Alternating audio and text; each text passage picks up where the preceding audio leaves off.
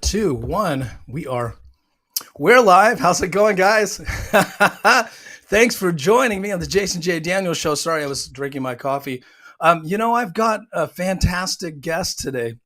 I'm really excited. He's a new friend, and he's got a special message to talk about. And I saw his story on People Magazine Investigates, right? True crime on HBO Max, and I'm just watching on my couch. Blew me away.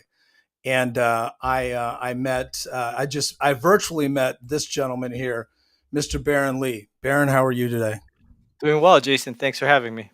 I appreciate it, man. I got to be honest. This is like a really surreal moment to actually have you on my podcast because when I was watching the episode, I was like, this is incredible. I was moved by so many aspects of your story. So let's just get into it. But before I get into it, I'm going to tell everybody we're live on Rumble, we're live on X, we're live on YouTube and Facebook. I just thought, hey, let's share the story, and this is why I do this. So, Baron, we're going to go back to July 10th, 2020. You get a call to go into work. You're covering, right? You're covering for a manager. You get dressed in all black, which is probably the uniform, right? Of what, you were working for Toyota, I think. Yes, correct. Toyota. And you get ready, you say goodbye to the family. Wife's inside, Dee Dee's inside. You go outside. You walk out to your truck, right? Your pickup. No, it's a Camry. It's Camry. My Well, car. okay, Yeah. Camry. It's a company And car. you're walking, you hit the fob and the door's unlocked and you hear what you think is firecrackers. Correct. But it's not firecrackers. You turn around and there is a hooded assassin coming out of the bushes shooting at you to kill you. And you get hit in the arm, get hit in the leg, right? Correct. You open the door as you're falling down because you're cognizant. You're like, I'm being shot. Right. You fall in and you do your best to hide under the wheel well, right? Correct. And the assassin comes up and shoots you in the chest. Yep. Welcome to the Jason J. Daniels Show. And now you tell the story from there. Unbelievable. You're just an average guy doing an average thing, trying to go to work, and you're cognizant. You get shot 9 times. Yeah. Tell the story. Jump right in. Tell the folks. Yeah, I mean, like you said, I thought it was fireworks. I looked to my left. I didn't see anything. As soon as it took a look to the right, I got shot in my right arm. It shattered my arm. I ended up dropping my fob. Fortunately, I had just unlocked the car door. So I thought, hey, I got to take cover. So I'm going to run towards my car. As I'm opening the door, I take a shot in the back of my right leg. I fall down. I pull myself behind the car door because this person's still shooting at me, running towards me. And a few seconds later, I look up to my left and I see him standing above me. He takes the first shot again and it went into my chest. And I'm like, oh, shit, I'm going to die. So you're thinking this. Yeah, and I'm like, what I'm gonna do? So I had nowhere to go. I had the car behind me, and I had him on the side of me. So I dove and put my head under the wheel well, and then he continued to shoot the rest of my body. I got shot, my legs, my hip, my arm, and until he finally ran out of bullets, and then picked up a few casings and took off. Yeah, he emptied the entire clip into you, except he missed, I guess, once, right? He missed a bunch of times, actually. There was So a he bunch emptied, in the car and stuff, but yeah, at point blank range, yeah, every shot went in. And every time that I got shot, I was thinking, I hope that's the last one. I hope that's the last one. You're thinking, I'm gonna die. I'm gonna die. Right? Dude, that's Bruce Willis shit, man. That's Yeah. crazy. That's Die Hard. So you're lying there by yourself, right? And your neighbor heard it, or your neighbor happened to come out? Yeah, so once he picked up this casing, he ran away. I ended up falling back out of my car. I'm laying on the asphalt of the parking lot, bleeding out, and I heard a neighbor ask me, "Hey, are you okay?" I said, "No." Okay? I said, "No, I've been shot." Call 911. They go, "Are you?" They go, "Where you been shot?" I said, "Fucking everywhere." Just call 911. So you actually had the sense of mind to say, "Could you call 911?" Right. Yeah. 9 times. Like, Yeah. I'll keep telling the story, but one of the things that blows my mind as I talk about and watch your story is you were cognizant most of the time until, like, the paramedics got there, right? Yeah. I was fully awake. I mean, You're my talking to heart the operator. yeah, my heart was pounding the whole time. I mean, I'm just like my initial reaction was, just get the ambulance here because I don't know how long I got left. Right, like I'm bleeding out. I've Yeah. got bullet wounds all over my body, So and so it's that yeah. was yeah, just So your wanting to neighbor get. calls 911, she's like, "Hey."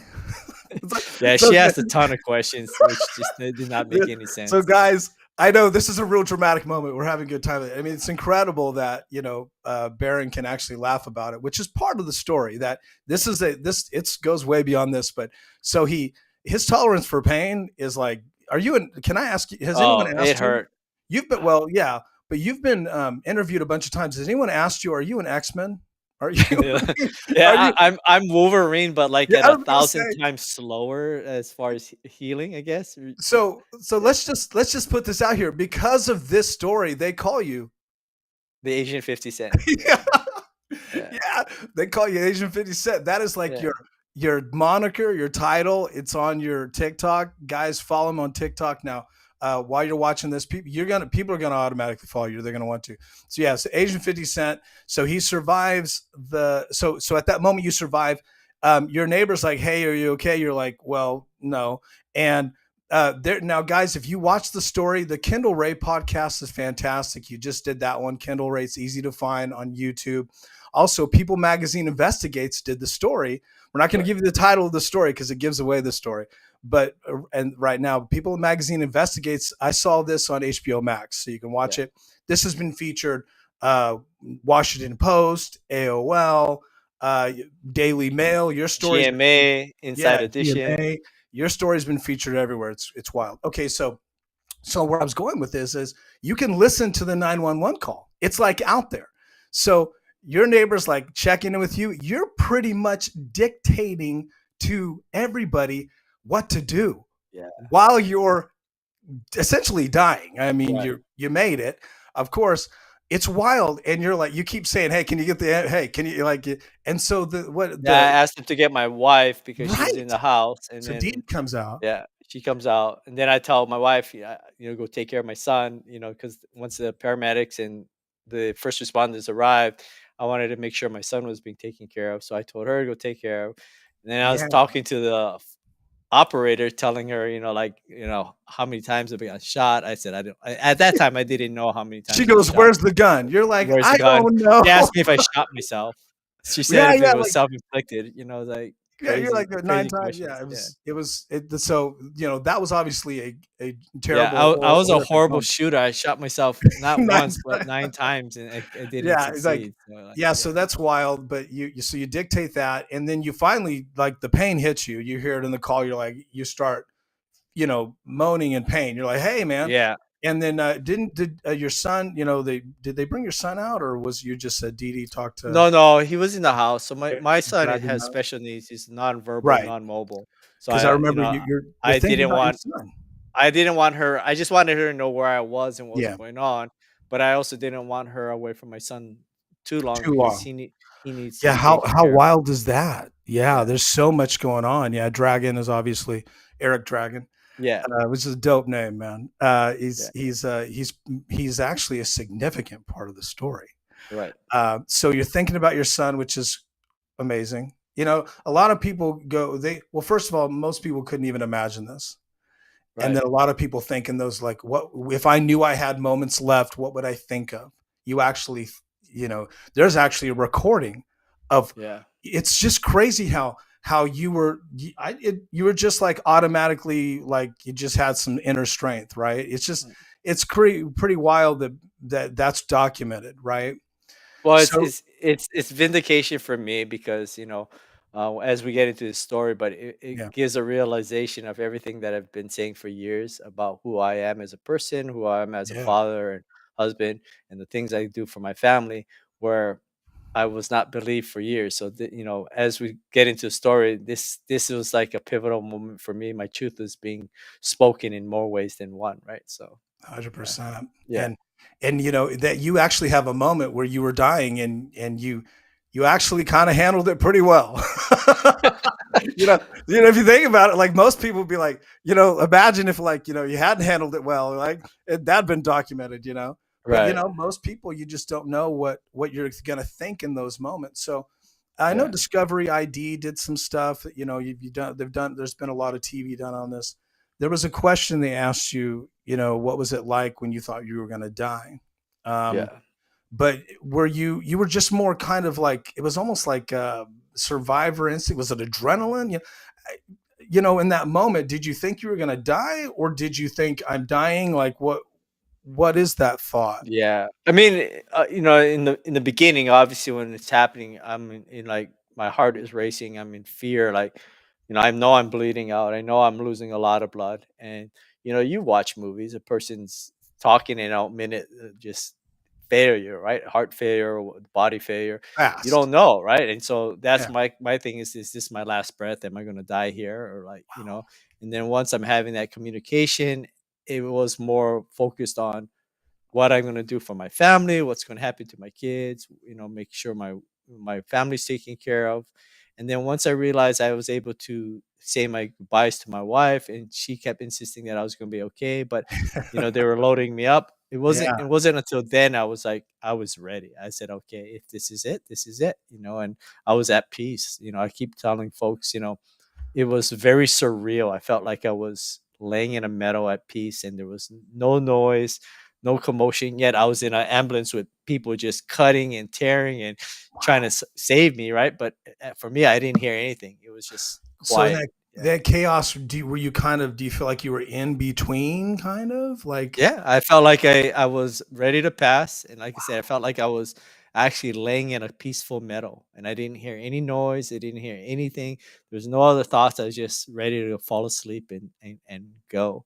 And Could it have been all the drugs you were on with the there morphine? was no drugs yet. At that They had Wow, there they was didn't no give you the drug. morphine yet. This Wow. I was just being loaded into the ambulance on the way to Harborview, and so they were still tearing my clothes away, trying to Well, find they bullets, just okay, what can wounds, they and give you? treat the Yeah, stuff, right? Like, before they loaded me onto the ambulance, some of the police officers had tied tourniquets to my arms and my legs sure, to because keep yeah, I had told them I was shot on every part of my body, and so they were just tying no kidding. tourniquets. So when I was passing, there was no medication yet. It was like I said, it was a frantic moment in the ambulance. I wish they had cameras in the ambulance at the Yeah, time, to but see, they yeah. were they were literally shredding my clothes and ripping me till I was naked so they could find everything. But I didn't. It. 'Cause you were I dressed in all wasn't. black. Yeah, I wasn't cognizant at that point. I felt like I wasn't cognizant of what was going on in me. I was just at peace and ready So to did the pass. pain kind of like it didn't matter, you were just kind of Yeah, it was done. Everything was done. There was no pain, there was no noise, there was nothing. It was just ready to go to sleep, or just wow. pass. So Yeah. clearly, if no one had been there and you had been shot alone, Oh, I would neighborhood, have passed. you would have Yeah. died. So Yeah, at you were that point. definitely But dying, I right? think the And reason I stabilized. was at peace at that point, I had already talked to my wife. I already knew I was being tended to the That's best they awesome. could, right? So I was already under care. My wife had already talked to me. She was taking care of my son. So I had nothing on my head in my brain anymore about worries. Everything else was already, I guess, put to peace, put to rest. That So that's wonderful. yeah, It's a lesson for people, yeah, when you have unwritten things that you wanna say to people, you say them. You never yeah. know. So let me just clarify, when I said all the drugs you were on, I was talking about morphine because they Yeah. loaded you up later. Okay, guys. Later on. Yeah, later on they Later did. on. Don't take that clip out of context. But the other thing I wanna bring up is, like, you weren't involved in anything that would have brought an assassin to your house. I mean, that's gang shit. That's crazy. It's right. Like Yeah. in the like you didn't have a chance to. Now you probably figured later on, okay, as the story develops, what was up. But there was no reason right away to ever feel that you were going to have somebody try to kill you, right? Not immediately, but Not immediately. as soon as So I was laying in the hospital, already the thoughts of who and what and why was already going through my head. Yeah. So has anyone, let me, this is kind of a side note. Has any provider or physician, researcher came to you and said, we want to study how you survive this? No. It's, I'm blown away. I was thinking about it this morning and I was like, has he, if I was a doctor that wanted to research, pain management or traumatic injuries, it just seems like that's something to, you had no training. It's not like you were a soldier in the military, no preparation for what it would be like. Who could be prepared Well, for but that? in all fairness, Jason, it was a miracle because I didn't Yeah. hit any arteries, any organs. So those are the things, all non-vital That's parts. The worst case was I was gonna bleed out, right? yeah. But he hadn't hit an artery, so I wasn't bleeding as profusely as it would be if it had hit an artery, and I would have died in minutes. So that's the one thing that Is a saved miracle. me is that, yeah, miraculously he never hit any vital organs or Okay, any, so I got to ask yeah, the arteries. question. I was going to Yeah. ask this a little later on, but since you brought up the miracle, do you believe in God or a higher power? Absolutely. Okay. Absolutely. Yeah. Did you have a faith in God before someone tried to execute you in front of your house? Or Yeah. did that come, or did it happen after? Which that's I grew up in foster care. So, right. my second foster home, they were Adventists, and I grew up, going to a Christian school. Okay. I attended church often. I lost my faith so much in organized religion later on in life due to different other reasons. But I always believed in God. I always believed that, Jesus died on the cross for me. And Okay, um, so you're yeah, you would be yeah, just you're a I'm a you're Christian, but I don't, Christian. at the time I didn't have faith in the organized religion just because Gotcha. of different reasons of experiences I had in some of the churches I visited. But recently that's changed. I found a church that I'm active in right That's now, and great. but yeah, You have a powerful definitely have. message. I mean, who can come Yeah, up to you and say, "My life's bad," and you're like, "Oh, really?" yeah, You have a okay. Well, I was really interested in that question. Are yeah. you, did you have a faith in God before that? Right on. It's hard not to believe it if I you're was gonna say, sitting in my shoes, right? Like the amount of blessings that has come to me since the shooting, and it just keeps on coming because of God blessing me, and there's no well, yeah, there's other something way to explain special. it. Yeah, Yeah, something special about your life and about yeah, you, as a person to survive not only that, but obviously you went through a lot of things. But we'll get into that in your yeah. mission. But okay, this is great. This is great. We can do this forever. I love this. So okay, so you get in. Talk about your rehab really quickly. So I get out of the hospital, believe it or not. So since we were in the middle of COVID, their goal was to get me home as soon as possible. So I lived in an apartment, and they asked me, "Oh, do you have any steps to your apartment?" I said, "There's two steps that go down in my walkway, and that's the only steps." So they said, "Okay, our benchmark is that you'll be able to walk up and down two steps, and if you can do that, we're sending you home." Dude, give me five, man. That was literally the benchmark they set, and so, I the first day after If surgery, they had so been 10 shots, they would have given you like 10 yeah. steps. So they told me, so I was at Harborview, and after the surgery, which I gotta point out, I went in at, like, I got shot at 8:30 in the morning. They got me to Harborview probably was about 9 a.m. in the morning. I didn't get into surgery till the next morning till about 1 o'clock at night. Was on a hospital bed, basically pumped up with morphine and a bunch of pain medication and drugs, and they tended to my wounds, but I didn't get into surgery right away. So the very Maybe because they next didn't hit the vital organs, I guess, yeah, and stop the so bleeding. the very next day I end up waking up, and I remember the first thing I said is that I wanted to take a picture because my two oldest kids were in Florida visiting their grandparents, and last thing I wanted them to hear was that I got shot, and they see me laying in a hospital bed dying. Yeah, So I asked my wife to help me stand up so I could take a picture of me standing up, surviving, right? And so that's that's the first picture anyone's going to get, because actually the news media, nobody was allowed in the hospital, so there was no coverage of me because I was under protective custody because of the sure. nature of the Okay, yeah. crime. Obviously, they So knew. Okay, clearly, yeah, someone tried to murder you. So there's okay. Got so it. the only ones allowed to come to me or even know that I was there was my wife and the police officers. Immediate family. No, just my wife, nobody Just else. your wife. Well, no, well, Yeah, the 911 operator thought maybe you yeah, everybody else thought it was murder, right. But attempted murder. nobody else is allowed. So um, after that, what it looked like for me to obtain that 2 steps, they kept coming back every day trying to get me to stand up and make trips to the bathroom. So, walking out of my bed Okay. and into the bathroom. And then it took about 4 days before I could walk out of my room with, assisted help, a stretcher and stuff. And they would take me to the stairwell and ask me to What step you're like, down. "What do you think?" You're Like, like, yeah, it hurt. It hurt the whole time, and "Wow, it was day 7 when I was finally able to walk down 2 steps and walk back up, and they're like, wow." "Okay, we're discharging you." So, I was in the hospital for 7 days. Did they give you a couple of shots at it, or they're just like, "Oh, that's 2, you're out?"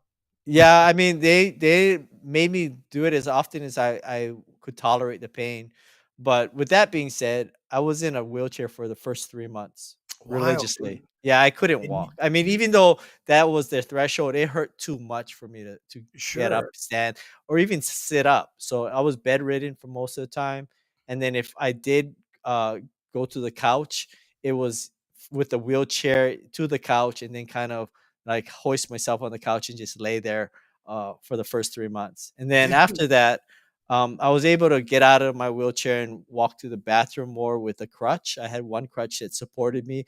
I had my right arm was in a sling. I couldn't lift my right arm at all. So yeah, you everything, didn't my think you crutch was could in my left arm.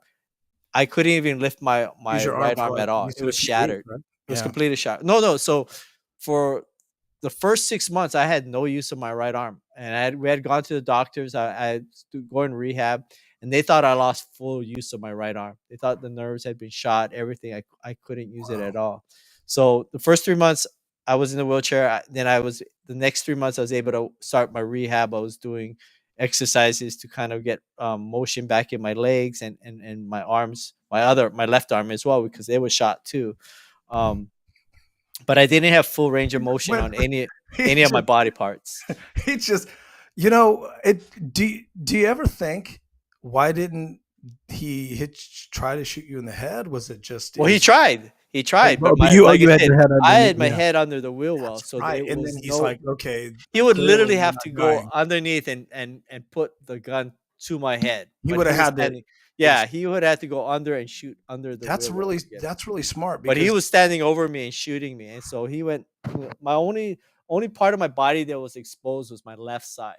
So if you look at it, you would have saw that. This is what he would have saw Mhm. without my head, right? It would Gotcha. have been So like he that. surely, and I mean, I'm no expert at trying to assassinate people at 8:30 in the morning, but Right. surely he's probably thinking, this is good enough, hitting you in the Right. I top mean, part, he shot me how many times? Yeah, Who I do you mean, think someone's going to survive after you and that, 50 right? Cent are Yeah. unkillable. So Right. did you ever have a moment where your arm's not working, you're in a wheelchair, you finally get up on the couch, like what, 2 weeks later, did you ever go, how did this freaking happen to me? Yeah. You're like, just wild, man. And Well, I was more like after a few weeks, it was more like just reflecting the amount of trauma my body took to believe that I was still alive. That was the part was more amazed at, because every bullet wound had bruises, like that much bruising around each bullet wound. So you're talking, my whole body was full of black and blue, and my wife had to change my dressings every single day. So this is where I talk about the Wolverine part. And I wish now looking back, I had documented most of this stuff, but going through this, and I'll explain later why I didn't. But I wish I had documented it, because every day she had to put dressings into each bullet wound I had, and clean it out with alcohol and peroxide and whatever. But as time grew by, you start seeing the holes go smaller and smaller and That's smaller wild. until it is. So that's why I talk about Wolverine. It was like watching Wolverine regenerate, but 1,000 times or 10,000 times slower, right? Like, It's like no and joke, man. You but the are like body is amazing. you're an The, X-Men. the way it can heal itself. But yeah, I didn't document any of that, and I wish I had done it. So. If it had been me, I would have been like, "Where's my phone?" So, oh, that's a funny story. So, Oh yeah, what I happened like to your phone I in like all that? mobile gaming. So, Okay. one of the first things I did was when I was in the hospital, when I got out of surgery, I could move my right fingers, but I couldn't move my arm. So I'd grab my phone like this, and I was holding the phone, and I could move with my right hand. My left hand was doing all the movement. So I was gaming, and That's I cool. I played this MMO game online with some friends, and we were doing a raid. And they said, "Baron, what's going on? You suck." I said, "Well, I'm playing basically with one hand, right? I'm in the hospital. I got shot 9 times." And they're like, "You're full of shit." I'm like, "No, for real. I got shot 9 You're times, like, right?" no, dude, really, And then really. go look me up on Yeah. just Google me, right? And Google. then they hear me ask the nurse, "Hey, miss, can you change my urinal container because it's full?" And they're like, "You're not joking, are you?" I'm That's like, "No, I'm not." They're that's like, "What?" crazy, They're like, right? "What the hell are you doing gaming?" I'm like, "Well, what else is there to do? I'm in the Oh hospital." man, You know, like, they yeah, he shot you in the hip. They shot you in the arms, the leg, they chest. yeah, Well, okay. I'm jumping ahead in the story. I'm having right, such a good time getting into your rehab. But shout out to Dee Dee. Let's just say, Dee Dee, you yeah. are a hero. He, Baron might be Wolverine, but you know she's another level of hero. It's crazy how she was Well, she so held it all committed. down, right? I mean, having to take care of me and my special needs son and our other Tell 2 you kids. what, my I've had a few girlfriends. I don't know if now you were married, but I'll just say Yeah. I don't. That would have been like, shot 9 times. We'll check out. Yeah. I would have been ghosted. But no, she's an extraordinary person. You have an extraordinary family, and you're extraordinary too, and that's part of the story. So, all right, well, so you're coherent. You get in the ambulance. You don't meet the Lord. Okay, Right. you're still here. You're making it work out. So 6 months later, you start to bounce back. You get your arm Yeah. back, and now the police. How fast did they jump on the investigation? Because the elephant in the room is who tried to kill Baron Lee. It's a who done it. Yeah. There was like no evidence. There was like no cameras out there. There was a camera in some other areas, but tell this story as much as you want on the investigation. Yeah, so the investigators actually came to me the day after I was done surgery, and they had asked us, questions about who could have done this or why I was shot. And I told the investigators that the only person I could think was responsible for it was my ex-wife. So you go, hey guys, Yeah, the most obvious person here could be her. Did they right. take you serious? Now, in most cases, it is Well, someone like that, right? They look they asked, and they said, but they said, "Do you think she was a shooter?" I said, "No, I didn't think she was a shooter based off the body because it was a stature, dude, right?" yeah, in a hoodie, right? Well, I didn't even know if it was a male or female at the time. They But it had was, but it the was like a per black hoodie. It was slender, it had green gloves on and a mask. Well, I couldn't tell whether it was male or female. Okay, But but you knew it wasn't her because my you know. ex-wife had gained a lot of weight, so that's the main reason. Like, I looked at the person that shot me, and I looked at her, there's no way Counter they out. match sex. So that's the only reason I had stated that it couldn't be her to pull the trigger, but I still believe that she was somehow responsible for that being happening. Okay, did they So, take you serious? they obviously didn't wanna lead on to anything. They always wanna, investigate all angles of it. So they kept asking more questions about relationships, where I've been, where I've lived, where I work, all these things. Uh, but the investigators said that they're gonna obviously look at every possible uh, lead that comes across, but they didn't want to share too much information about the case because they wanted to make sure Didn't that, want it to get out and yeah, well, they didn't want me being able, tampering with the situation, and giving, any possible clues to whoever might be responsible, what's going on. So they kept everything pretty tight-lipped. They checked in on me pretty regularly. That was one of the things that was nice about the detectives. And later on, I come to find out that the reason they were doing that is because they were investigating certain leads, and they were asking me questions indiscreetly, not to give away clues to me, but to get gotcha. more As they were information. figuring things out, Yeah, they'd come in and go, "How's yeah, what you're yeah. right." Like, "Did you do So this?" Or, "By any chance, do you know so and so?" And stuff like that. And, I yeah, knew they were doing the job, and I even told them I wasn't too worried about, like, how quickly they got it done. I said they had set up, security at my house, so there was panic alarms and everything that's too. cool. Wow, shout So, out to them. and then they did, regular patrols, to my residence as well, during this time. So I wasn't too concerned about my safety or my family's safety at that point. I was just more concerned that whoever was responsible, that they were going to be able to get enough evidence to make sure that the prosecution stuck. And that was my only concern at the time. Were you okay? So you told the police, I think it's my ex-wife. Correct. And her name is Sharon Yeah, Sharon Kelly. Kelly. And did you feel in your heart it was Sharon, or you were just like, Oh yeah, with no doubt. There was no doubt. you're Right. like, no doubt. Yeah. Okay. Yeah. Well, because let's get into your custody battle, and obviously, like, let's get into Sharon. Yeah. Why did you have no doubt that she tried to rub you out? Yeah. Well, in Mob 2015, style. yeah, in 2015, August of 2015, my son was about 15 months old. Mhm. I had Fair already trade. had some doubts about the way Sharon was taking care of our son, and it was I was able to confirm that she was not only having an affair on me, but she was leaving my son with people that had no idea how to take care of my medically fragile son. God damn. And I So was com- I was oh, coming home from work on a regular basis with my son distraught, crying, and uncared for. He'd be sitting in front of a TV in his walker, and she'd be laying on the couch watching, Korean soap operas and other stuff like that. And my son would be distraught. So I'd have to come home and pick him up and take care of him until I could soothe him. And I was like, I can't keep doing that. I was working 12-hour days at a dealership trying to, take care of the family.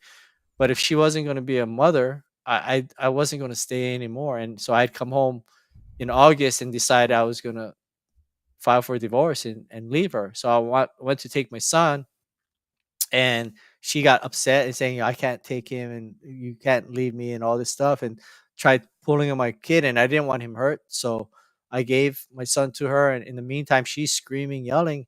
So the neighbors call the police, and the police come, and she's like, oh, he's beating me up, beating right. my son up, he's breaking furniture, doing all this. And obviously it wasn't true. So the police do a short investigation, interview both of us, and realize that none of what she's saying is true. There's no evidence to back up any of it. So we agree, we split up. I told her, hey, you can take my son for now, and we'll just handle it in court, but you just have to leave. And so she did. But Well, let's yeah. let me just for the audience. He because he was injured due to malpractice, right? Right. And there's more to that story, but so there was a settlement because of his injuries, and it was put into a trust, right, for his Correct. health and wellness. So that happened after the divorce or before the divorce? Before the divorce, yeah. Okay, so that had Yeah. happened. So just And to clarify too, yeah, that settlement that we had. So my son was diagnosed with galactosemia. The nurse that did the genetic test failed to submit that testing right away, and it was left in the back of her car trunk oh for my like a God. week. And so my son got really sick because we were breastfeeding him. When we got the settlement was actually for all three of us. Okay. So the damages and whatnot. But because it wasn't very much, we decided to put it all. I wanted to put it all into his special needs trust. So we took my ex-wife and I took no share of it at all. It all went to him, and so that's kind of where that trust came up. Because a lot of people think, oh well, it's a special needs trust. It automatically goes into the trust. You're correct, but not all of it was supposed to go. A third of it was his, third of it was mine, third of it was hers. But we ended up putting it all to his because it wasn't enough. Obviously, $1 million after you pay lawyers is 650,000. Yeah, That's right. not enough. That's not enough money to take care of a special needs It child. is. Yeah, so I wanted to put that out there. That was in play. There was some money in Right. play. So you obviously, so Sharon obviously had a pattern, and this is verifiable, um, of making stuff up, accusing you of stuff, Correct. making life very hard, neglecting your child. And for you, when you were little, you were neglected and you were put into foster homes. It's part of the story. And 17 foster homes. That's Yeah. a whole nother. So I can imagine, how it's your son, one, and Right. two, like this is like you're like that's not you're like every 5 year beings like it's not happening to my son. Yeah. So you Yeah, I understand? don't think people understand. Like, no parent wants to see their child suffer. But Mhm. when your child doesn't even have a voice and you're his only voice, Yeah. and you have people trying to take that away from you, based off false allegations, it's the hardest thing to deal with. It will drive any person insane. So, Yeah. um, yeah. So after we separated, the courts decided that they were going to believe her that I wasn't safe around my child, so they restricted my visits to 2 hours a week, and then forced me to pay like $6,000 a month in child support. Let's back that up. You got 2 hours, which people, if you haven't been, I've been through full disclosure, I went through a very terrible custody battle and divorce, 4 years. Okay. Everybody's cool now. Right. We didn't have any violence, but it was very, very intense. Custody and how much you pay, not connected. Right. So they'll just put you through the ringer and don't require anything from the other party. And it has nothing to do with the hours and time you get. It's not equated. Right. And so it's $6,000, man. Yeah. You're getting hammered. And no basis for it either, right? Like I was, here's a they just calculator. piled it on, and they told me that this was our household amount that we had to take care of, which is fine. I understand that, so I'm willing to pay all that. But I'm not allowed to live in the house, so I have to go find somewhere to live, right? Like I'm Yeah. kicked out of my home. I can't see my son. I'm only allowed to see him 2 hours twice a week, and I have to pay $6,000 in support, which is what I was already doing as a husband and a father. But now I'm expected to go and find my own place and live on that and still continue pay for everything on the other household, which made 0 sense, right? This happens And to so, dudes all the time. It really does in right. court. And that's part of your mission, is to try to bring change to that. So And people don't believe it's possible because they say, "Oh, well, there's a child support table." Yeah, there's a child support table. But then when you have judges and commissioners that sit on a bench and they get to dictate whatever they want, and there is no guideline that they have to follow. I mean, and that keyword "have to" is what I'm saying, is because they have judicial immunity, and so a lot of their decisions, regardless of whether they're right or wrong, there's no repercussions to their mistakes, right? there's so much power against men in Exactly. family court. Yep. And so, yeah. And so you're homeless, Yeah. So after about 4 months, I end up lost homeless. everything. I can't keep up with the payments, and I was living out of my car at a rest stop in Everett, going to 24-hour fitness in the morning to work out and shower so I could go to work, and continue to still pay what I could pay. And after about 5 months, I made the decision that I had to leave because now they were threatening to throw me in jail because I couldn't keep up with the support, and they gave me an ultimatum to come up with like I can't remember exactly, was it 12 or 14,000, but somewhere around there. And they said if I didn't give it to them by December 5th, they were going to throw me in jail. And so I made the decision to leave Washington State and go back to Las Vegas, where Dee Dee was, and she was going to help me get back on my feet so I could eventually come back and fight for my son. I was told by a social worker at Seattle Children's Hospital at one point that she knew what was going on. She saw how I loved my son and I was caring for my son. But she told me, "Hey, Baron, quite frankly, regardless what you do and say, the courts aren't going to listen to you until he's put in foster care, because they don't see her as an abusive person. And the last thing you want to do is be in jail, because once you're in jail, you're never going to be able to fight for your son." And so I took that advice, and that's when I made the decision to leave the state. And I got a lot of shit for doing that. People said, I was a deadbeat dad, said I was giving up. Why didn't I fight harder? Why don't I do this? And nobody believed the things that I was going through. That. Right. Yeah. And this is after my son had been hospitalized numerous times while in his mother's care, after she tried to run me over and the police refused to allow me to press charges.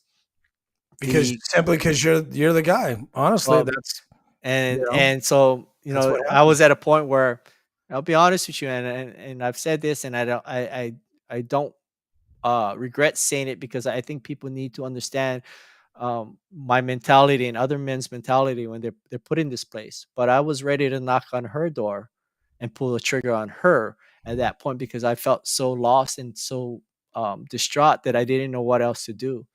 But the only thing that saved me was realizing that if I did something as stupid as that my son would have been the one to suffer, right? That he Yeah. would have no Right. parents. He would have nobody there to advocate for him, and he would be stuck in a system with nobody to fight for him the way I would. And so when I talked to Didi about this, she told me to, hey, just come back to Vegas and we'll figure it out and find a way to, come back and fight for him one day, And so that's what I did. And it was a tough decision. That is such a powerful thing for you to talk about. And people, unless you've been through it, you have no idea. If you put yourself in the family court system, they'll take your kid, they'll put your kid in foster care, they'll take your money, they'll take your freedom in some extreme circumstances, they'll take your passport, they'll take your driver, they'll ruin your life, they will Yeah. bankrupt you. So I went through it. I was homeless too, and Yeah. we talked earlier before this, but I had to scratch a check for, I think it was 9 grand, or they were going to bench warrant me because we were battling over that. I just, in money I didn't have, Right.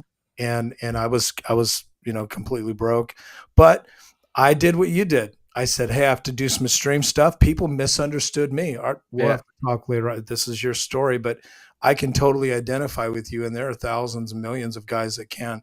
Now, we're not trying to say moms don't have, there are women that go through tough times, but we're just focused on our experience as men in the family court system. Many men can say this. So, Yeah, I share this, and I never share this to make it a men versus women thing, because I true. think everyone Yeah. needs to be protected. But what we don't understand is when the media talks about violence amongst women, or situations, it's very one sided.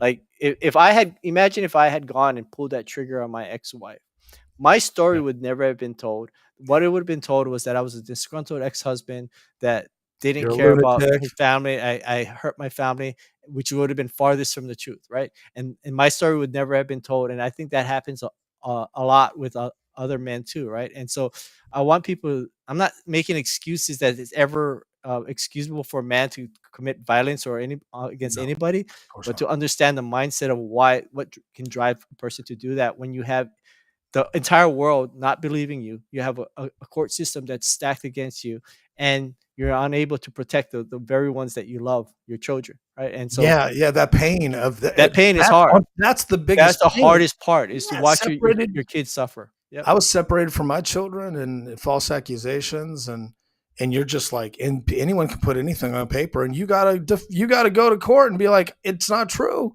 Right. Yeah. I mean, I'll definitely, our stories have so many similarities, so I can understand that rage in that, but you reached out for help. You Correct. connected with Didi, who had been a really great friend, and then Yeah. so we'll fast forward a little bit, guys. His story is well documented, and I'll be talking about it later on. But definitely, you can watch it on Kendall Ray's podcast. Goes through all these details if you want to get into more of that. But let's jump to the investigation. And so Didi helps you rehab.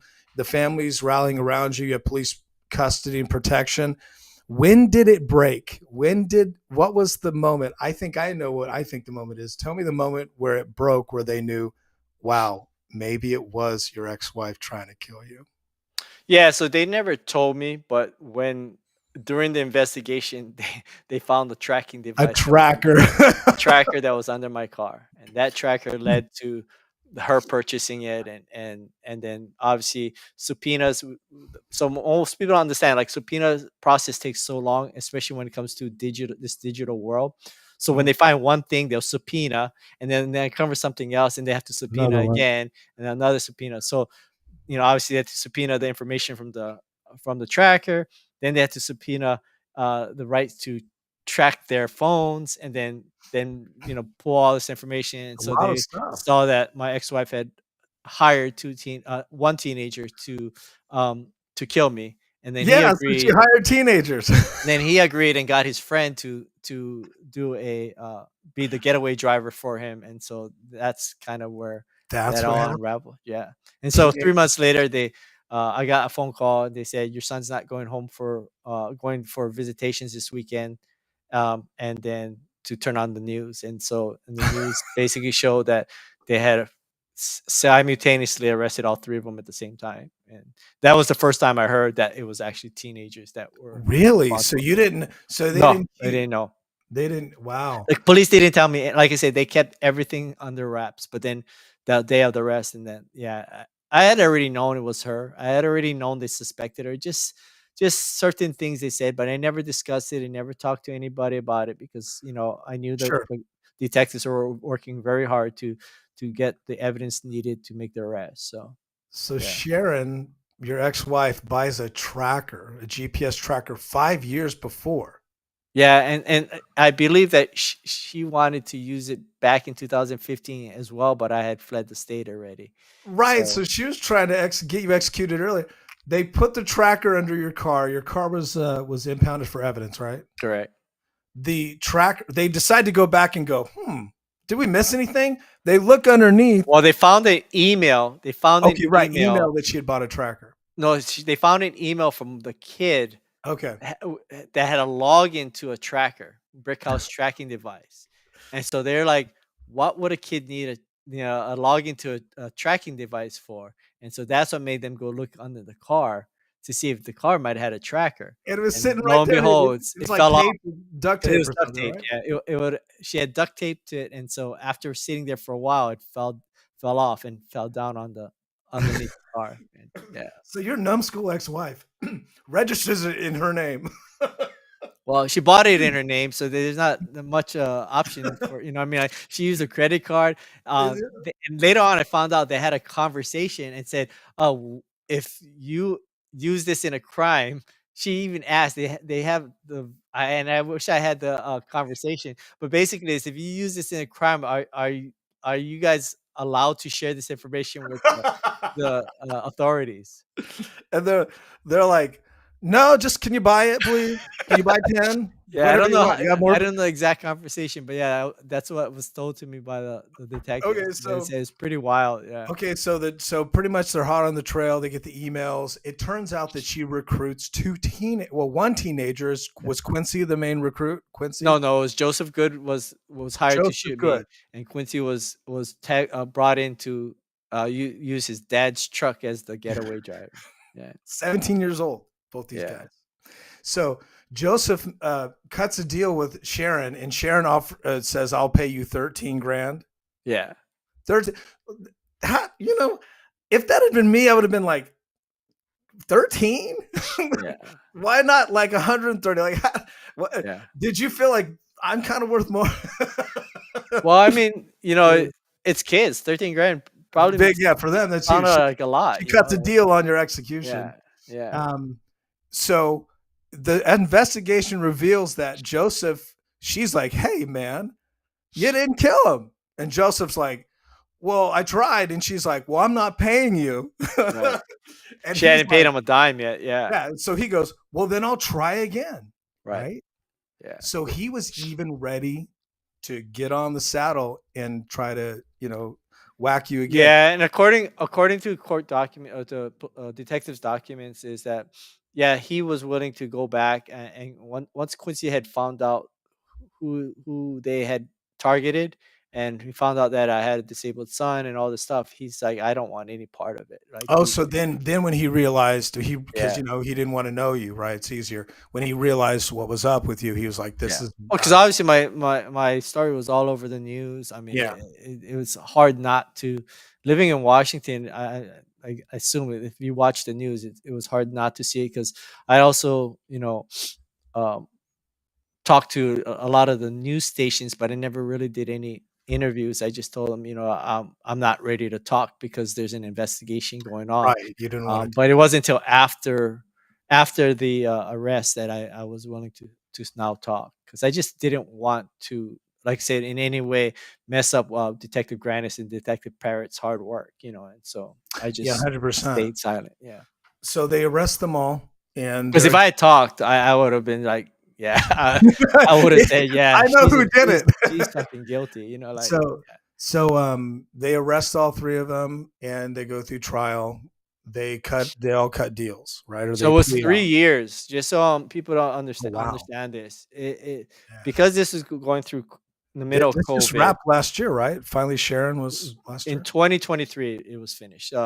So I got shot in July 2020, and the boys were sentenced in September of 23, and then she was sentenced in November of 23. And what took so long was, first was the middle of COVID, so a lot of the cases were pushed back. Um, but her lawyers kept asking for continuances. Mm. They didn't want to go to trial. They didn't want to go to trial. They want to keep continuing. And then I went through three different prosecutors on this case. So the original prosecutor that was on the case was no longer on the case. They had given it to another prosecutor, and then the third prosecutor. So when they came to me about cutting a deal with the boys, I was all for it. I said, I Yeah. was going to suggest it as well because I wanted to make sure that the boys had an idea that they were getting some leniency and forgiveness from me, and hoping that they would, turn this opportunity and change their life for the better, seeing that I'm willing to do this for them. That's what Sharon, on the other hand, I was not. I wanted her you're to like, get let's a full sentence. Yeah. let, let's throw the book at Sharon. Yeah. So back to the guys, you had mercy on them Yeah. because it was your choice to not put them away longer and give them mercy was very pivotal to this. And you found in your heart you're just like, I'm going to take this as an opportunity to show mercy, so when they get out they can be educated and they can be better people in society. Yeah. Well, let me touch base on that. Like, Please do. forgiveness for them isn't just one person, right? So the reason to forgive them and to give them this opportunity is for three reasons. One, like I just said, I wanted them to see this opportunity and make something better for themselves. The second is I'm a parent. I have two teenagers. I couldn't imagine the amount of guilt they were going through, realizing that their child had done something like this. So I wanted to give that kind of peace of mind for them. But most importantly, the forgiveness was for me and my family. Yeah. Like, people don't understand. Like, I grew up in foster care. I had anger and hatred and disappointment with the system my entire life. I held on to that bitterness, and throughout my life, it's only affected me and affected the people that loved me. And the last thing I wanted to do was to hold on to this anger towards the boys and my ex-wife and make my family suffer for it, and so by forgiving them, I give my family peace as well and give myself peace. So, people say, oh, how can you forgive other people? Well, it's not just for them. Forgiveness is for yourself, and I hope people understand that when they're being wronged, that forgiveness isn't for the person that offended you the most. It's for you and your family. And if To you be care said. about your family and you care about the people you love with, you want to let that go. So yeah, that's why I did it. It's it But was it took time. It wasn't something I said, oh yeah, I forgive you, no problem. It took a lot of meditation, a lot of prayer, a lot of I would contemplation I of would the imagine. situation. Yeah. I would So imagine. And so you found that in your heart. Not only did you do that for the boys, you met with, was it Joseph or both the Quincy. family? Was it Quincy? Quincy? His father, Joseph's father, didn't respond. But when people reached out to me, they asked me if I was willing to meet with Quincy's family, and I said absolutely. I really wanted to talk to his family, not because I was angry at them, but I really wanted to give them that closure. I really wanted them to know that I forgave their son, and that I wanted them to focus on being there for him, right? Because he's going to need that support while he's in prison as well as when he gets out, right? And It's so, incredible that yeah, you were even thinking about them, and so you met with them, and it's on the People Magazine episode I watched on HBO Max. I'm watching that, brother. I started crying. yeah, I literally started crying. I was like, it hit me. I'm trying to eat my pizza, and I'm like, these guys making me cry here. These, I should not be crying. I'm watching a true, it was more than a true crime episode. right. It was a study in the greatness in humanity, like digging into ourselves and setting people free. And the look on the faces of Quincy's family, like you could tell they were just like, there's so Yeah, much, right? It's in prison, try to kill you, you know, yeah. it's terrible situations on the internet But it's forever. beautiful at the same time too to see that relief It was. They were just and moved. so I that was moved. burden that was relieved from them having to worry about the person that their son was responsible for. So Yeah. it you know I keep saying the reason I share my story and I share all this is Yeah. I want to be the change that we all want, right? I want people to see that we are the ones that have to be that change if we will expect change in this world, and all need to 100%. do our part. We can't complain.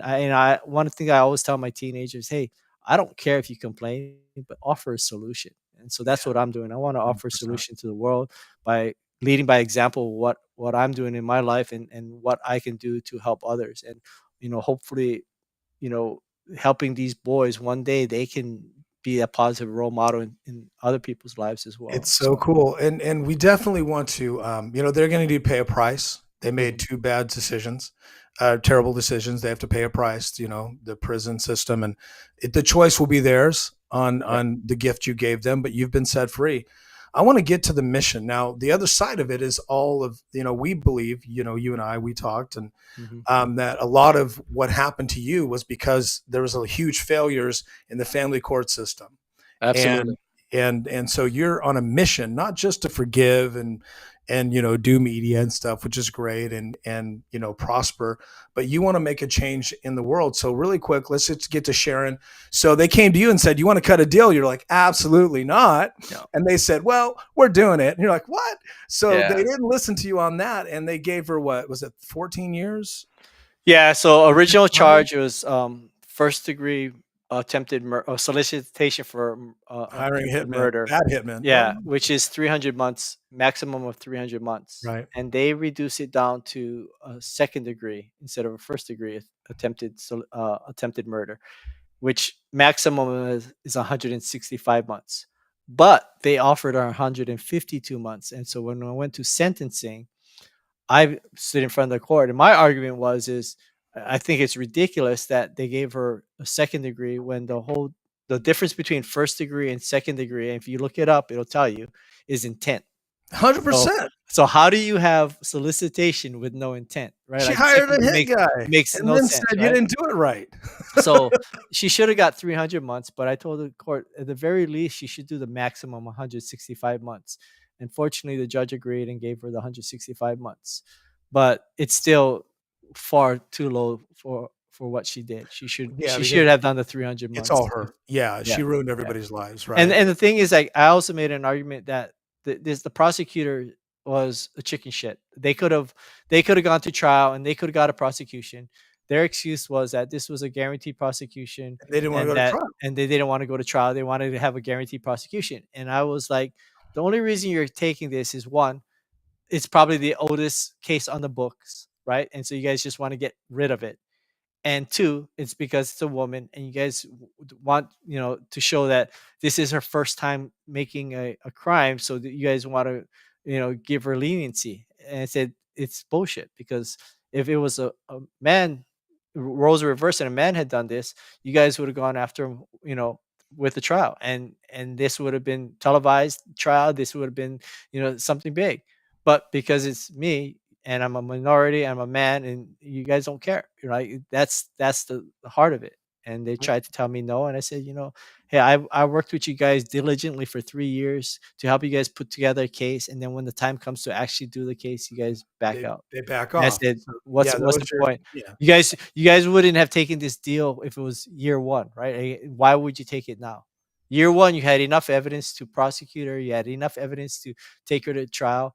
But the only reason we didn't go to trial right away is because she kept her lawyers kept postponing it. And I know why they postponed it. They postponed it till you guys got to this point where you would be willing to take a Yes, plea to deal. wear them down, and then Yeah, years exactly. later, and Yep, everybody takes the deal. exactly. And so, Um, and she's credited the 3 years while in county as part of that sentence too. So in reality, she's only going to do it 11 more years. Like yeah, and, that can go really fast. Now the good yep, news is, obviously, Eric, will be, 18. Yeah, 18. he'll be 18 by then, and I'll have to have his guardianship in place. But I am still fighting to get custody, And so I can and so let's get forward. into that. So what's crazy is she tried to kill you. She's in the can, and she still has rights, and you're still battling. Yeah. It's wild. Yeah. So let's wrap with this, and I want you to talk about your mission. Now that Sure. everyone knows the story, you have an incredible mission where you want to help men, you want to help boys in the foster system.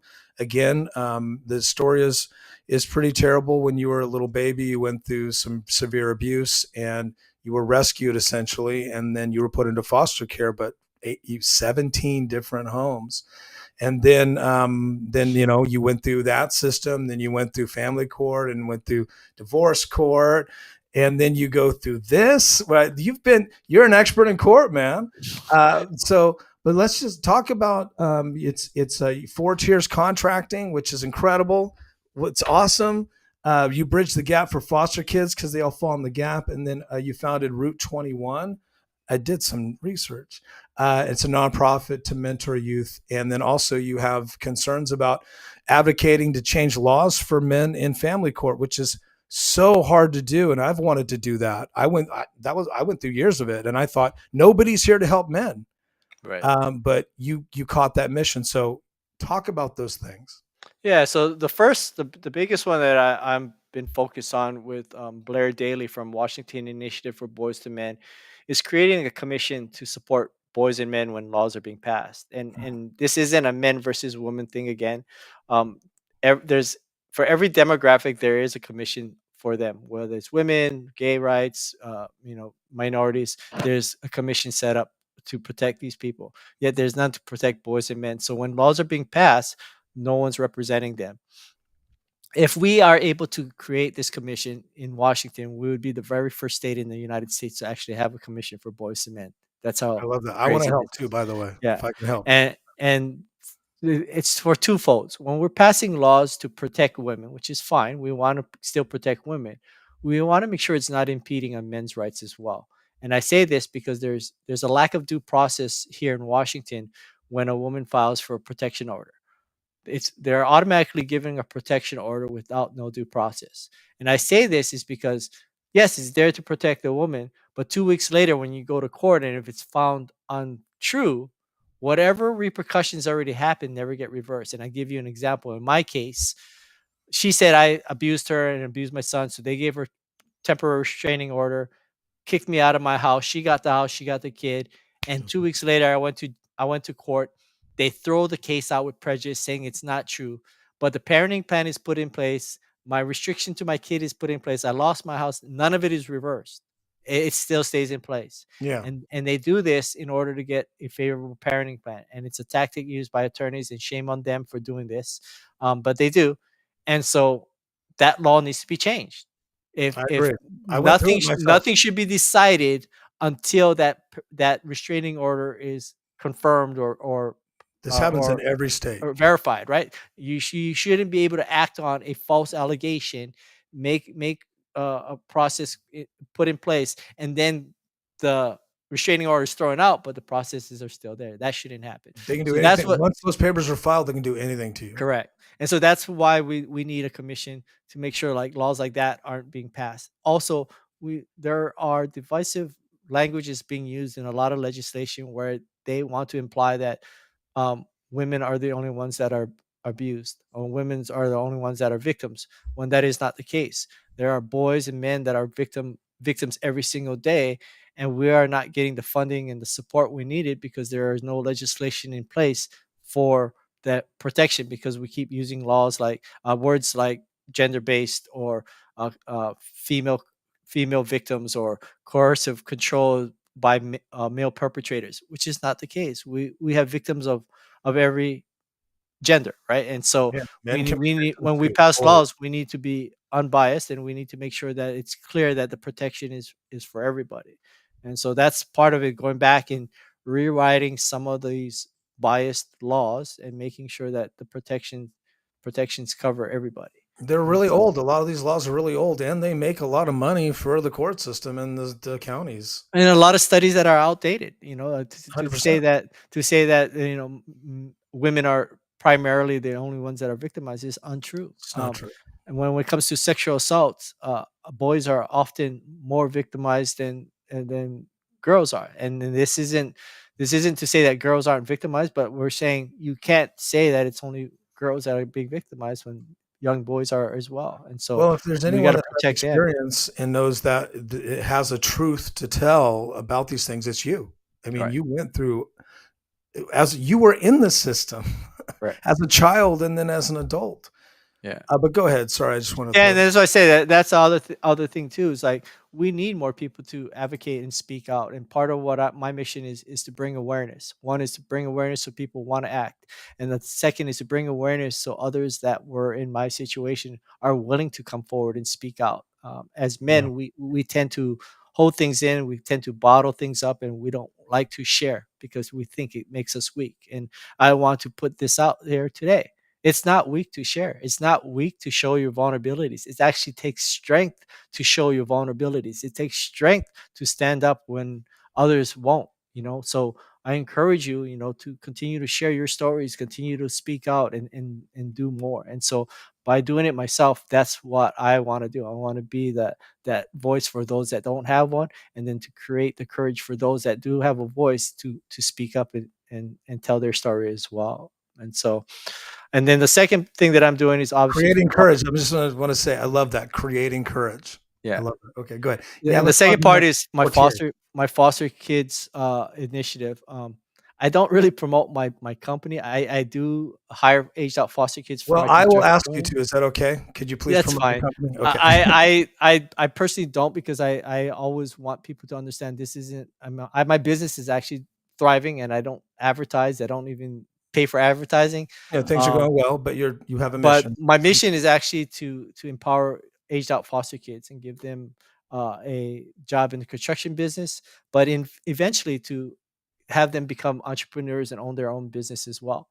My goal is to eventually have subcontract companies that are run and operated by foster ex foster kids, you know, aged out foster kids, and they have their own way to give back as well. My mission and my partner's business partner's mission is that we don't want to save kids. We want to create soldiers, and the best way to create a soldier is to empower them to not only be able to financially take care of themselves, but have the means and the know-how to replicate what we're doing and give back to the community as well. So the more young men and women that we can help, the bigger our army will be, and the faster we can effect change. And then the last one is the mentorship program that I'm affiliated with is Route 21, where we take aged out foster kids in their early 20s and 30s, and we pay them to mentor kids that are currently in care. It's a 7-year program where we walk alongside with these kids all the way through high school and college to ensure that when they get out of the foster care system, that they're equipped to become, you know, outstanding citizens and able to thrive in that environment without having to walk it alone, you know, and give them the tools that a lot of these kids just lack. You know, they don't have the adult guidance to teach them things that other kids learn from their own parents or family and relatives, right? And so they have to learn it somewhere. And so that's what this program is about: is to empower them, to give them those tools to avoid, you know, some of the major social issues that we face every day: homelessness, drug addiction, incarceration, sex trafficking. Um, and the reason I do this is, if you look, they are the most targeted demographic when it comes to Yeah. all of those issues that we're talking about. We forget So, about the kids, man. yeah. I mean, all the stuff we do, all the politics and all the stuff going on in the world, and we don't understand that who's passing laws to help the kids, who's pushing legislation to help the kids, and the kids in foster care, in most cases, have no one. Yeah. No one. I wanted another message I want to talk about too is like, you know, whether you're right or you're on the left, Republican or Democrat, a lot of times we're looking at the wrong issues. When we talk about the issues like homelessness, sex trafficking, drug addiction, incarceration, a lot of times we have programs what I call reactive solutions. We want to go and fix the problem after the fact. And actually, if we address the issue with foster care and we take care of these foster kids now, we won't have to be worrying about those issues down the road. Our solution is a proactive solution. We want to empower these kids at a young age and give them the tools they needed so they don't fall victims to these other things down the road, where we as a society end up having to foot the bill and take care of them that way. And so, you know, let's put all our differences away and look at the things that really matter, and that's our kids. Whether it's your kid or not, it's going to affect you. As a society, we're all responsible for these kids, whether it's yours or not. So That is just, man, you made my day, man. yeah. Like, I just talking to you is it's a powerful experience to hear what you've gone through, and there's so much more to the story, so much more of the story. And I just want to say thank you. We're gonna wrap. I really appreciate your time today, and so I just want everyone to follow. I just want to say thank you, Baron. This is a really powerful episode, and I appreciate it so much. Please follow the Asian 50 Cent. Follow Thanks, him. Let thanks, me Jason. yeah, let Thanks me to everybody. yeah, before I turn you off, let's just go through really quick. Follow Baron right here, screen cap it or something, guys. Also, please watch the full episode, Kendall Ray, on YouTube. It's fantastic. Also, People Magazine investigates Teenage Assassins. I think it's season 8 or 7. Season 8, episode 8. Episode 8. It's also on Max Discovery. HBO Max Discovery ID. And also just Google them. You'll see the rest of the story. If you like this story, do us a favor, like this and share it on your feeds. This is it's on Facebook, it's on YouTube, it's on X and Rumble. So that being said, I'll give you the last word, Baron. What do you want to say to the folks? Yeah, I thank everybody that's been supporting me. I appreciate all the follows and likes and joining me on my journey. And I hope to be able to share with more people. So please continue to share my story and follow for the next things to come. I love it. Thanks, man. You have a great day. You too. And we'll stay in touch. Thank you. Thanks, Jason. Okay, bye now. Bye. Wow, that was wild. This is the power of communication, the power of podcasting, the power of getting together and sharing human stories. That's why I do it. That's why I do this. I enjoy meeting incredible people, and Baron Lee's an incredible person. The fact that he can just joke around and talk about that story and not really, become a victim of it, but also just become a conqueror of the story, and then be able to forgive but still hold people accountable and forgive and set himself free.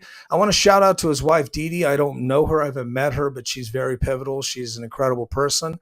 And please follow him on Instagram and TikTok. You can see the journey of his family. He talks about his son, and he's a very engaging and open person. And if you want to be a part of what he's doing, follow him on social, X, TikTok. He's very active on TikTok. And then Google him and read about his story. Definitely watch the episode on HBO Max, which is what moved me and made me want to get a hold of him and bring him on the Jason J. Daniels Show. So that being said, I want to say thanks, guys, for watching. One more time, I'm going to put up, follow me on X, Rumble, YouTube, Snap, Facebook. I have a Facebook group, the Jason J. Daniel group. I got over 1,000 people. Can you believe that? Follow the group, the Jason J. Daniel Show Facebook page, and just connect with me. A like and a share, a comment, all of that stuff tells the algorithm that this show is important to you and that we have something to say. And Baron's message is powerful. So, guys, thanks for watching. And that's it for today. Have a great one. Be excellent to each other, and just find a way to forgive and move on and help people be stronger. Let Baron's mission inspire you. Thanks, guys, and we'll see you soon.